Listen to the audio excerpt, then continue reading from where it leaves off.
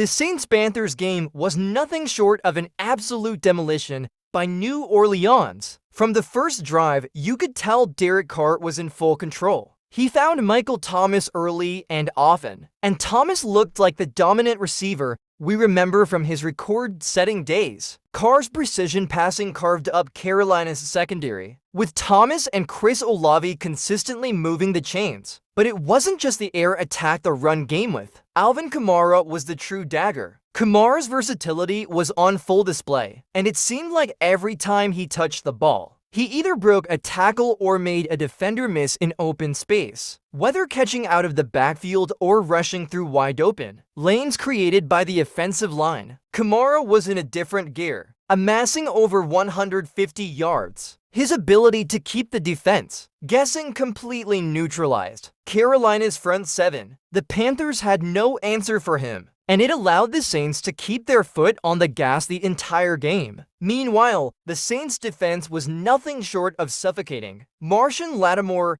and the secondary locked down the Panthers' receivers, and Bryce Young had a nightmare of a day. It's tough for any rookie to go up against a veteran defense like that, but Young was simply overwhelmed. He threw 2 interceptions, including a backbreaking pick to Lattimore, which completely halted any momentum Carolina was trying to build. His confidence took a serious hit, and by the second half, the Panthers' offense was out of sync. What stands out is how the Saints never let up. Even when they had a comfortable lead, they continued to press. Carr was throwing bombs, and Kamara kept gashing the defense, showing just how explosive this team can be when everything is clicking. It was a masterclass in execution play calling, timing, and discipline. You could feel the energy in the Superdome. It was electric. On the Panthers' side, the story was all about frustration. Carolina's defense, usually a strength, was torn apart, and their offense was disjointed and flat. Bryce Young will need to learn from this game, but it's clear that there are major gaps to address on both sides of the ball. Carolina's defensive line was consistently pushed back, unable to generate pressure on Carr, and the secondary struggled to keep up with the Saints' receivers. The Saints, on the other hand,